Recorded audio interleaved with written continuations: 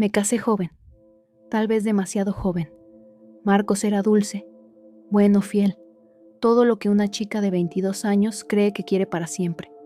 Y durante un tiempo fue suficiente, hasta que conocí a su padre Federico, un hombre con voz firme, mirada directa y una calma que dolía. Nunca me miró mal, pero tampoco me miró como una hija política. Y eso, con el tiempo, me confundió. Había algo en su forma de servirme el vino, en cómo tocaba mi espalda al pasar en su silencio. Lo ignoré. Intenté no pensar, pero los pensamientos no piden permiso. Y una noche en una cena familiar, cuando todos dormían, él entró a la cocina. Yo estaba lavando platos. Él se acercó y sin decir nada, me besó. Me alejé de él, del beso de sus manos, de su olor, pero algo en mí no huyó. Corrí a mi habitación. Marcos dormía tan tranquilo, tan inocente, que me sentí sucia con solo respirarlo. Quise llorar, pero no pude. Quise odiar a Federico, pero lo que sentía no era odio. Fue deseo, fue rabia, fue fuego. Al día siguiente quise evitarlo, no mirarlo, no hablarle. Pero al cerrar el refrigerador, él ya estaba allí, a medio metro de mí. Si crees que esto termina aquí, no me conoces, susurró. No tenía tono de amenaza ni de ternura. Era una advertencia y lo peor. Mi cuerpo no se movió, no retrocedí ni un centímetro. Me dije que no volvería a pasar, que lo del beso fue un error, una debilidad, un impulso enfermo, y lo creí durante 4 días, hasta que recibí su mensaje. Solo decía, esta noche, nadie en casa. Lo ignoré, lo borré, pero mi cuerpo no. Mis manos temblaban y mi corazón.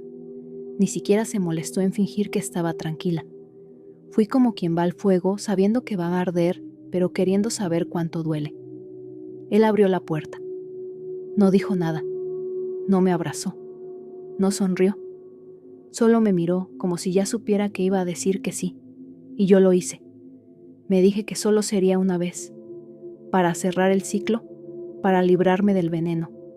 Pero me mentí, porque cuando sus manos recorrieron mi espalda, no pensé en culpa ni en Marcos ni en mi apellido de casada. Pensé en mí, en Daniela, en esa parte de mí que dormía y que él, con una sola caricia, despertó. Llevábamos semanas, mensajes, miradas, encuentros breves, caricias que sabían a eternidad y mentiras, que ya empezaban a doler. Yo me decía que era invisible, que nadie sospechaba, que todo estaba bajo control, pero los secretos no tienen cerradura eterna. Una noche, Federico dejó su teléfono en la mesa. Yo ya me había ido, pero el mensaje no. Fue hermoso anoche. Simple, directo, letal. Y Marcos lo vio. No me lo dijo. No me gritó, no lloró, pero cambió. Dejó de mirarme como antes. Sus abrazos eran más cortos, sus silencios más largos.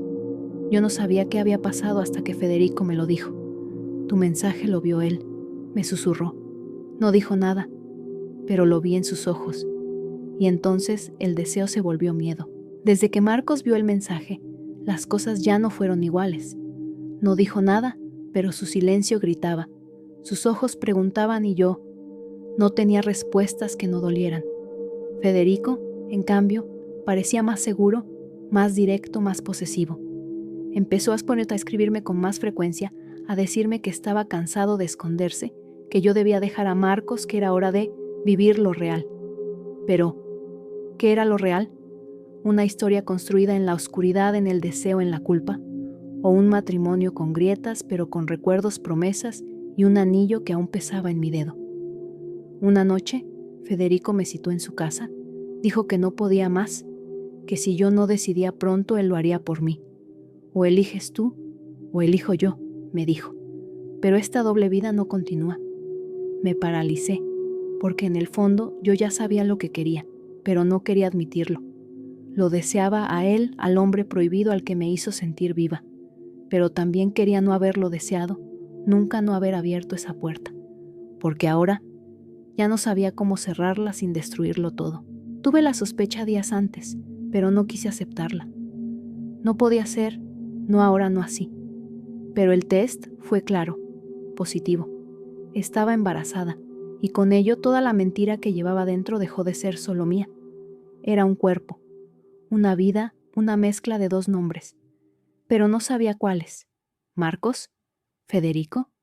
Intenté respirar, calmarme, ser racional, pero lo único que sentía era terror. Federico fue Tom el primero en saberlo. No preguntó, no se asustó, solo me miró, con algo parecido a orgullo. No importa de quién sea, dijo. Lo que llevas dentro es mío.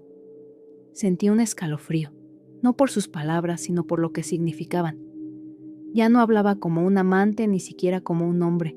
Hablaba como alguien que me poseía. No sé cómo lo supo.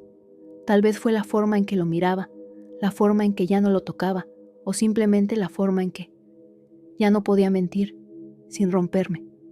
Marcos. Me llamó al comedor.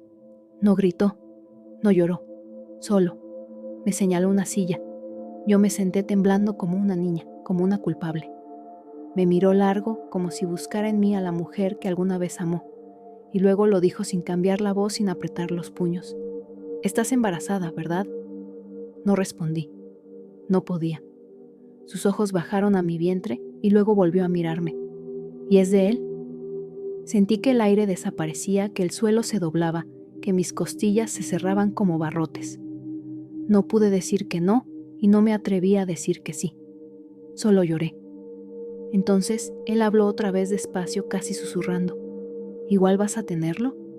Y esas palabras me dolieron más que cualquier grito, porque no estaban llenas de odio, sino de pérdida, de resignación, como si yo ya no fuera su esposa, ni su amor, ni siquiera su enemiga.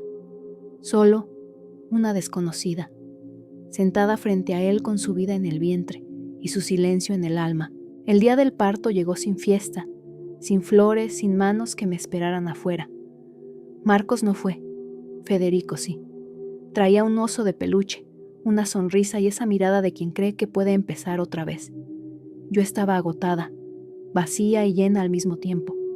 La enfermera me lo entregó, pequeño, tibio, completamente mío. Lo miré y supe que, en ese momento, tenía que decidir algo más grande que el amor, más grande que el escándalo. Tenía que decidir quién sería yo a partir de ese instante. Federico se acercó, tocó mi hombro y dijo: «¿Es mi nieto o mi hijo? No importa, lo cuidaré igual». Pero no respondió a mi silencio, no entendió mi llanto, porque lo que yo sentía no era gratitud ni amor ni siquiera culpa. Era fin. Me levanté con el niño en brazos y dije la frase más dura que jamás pronuncié.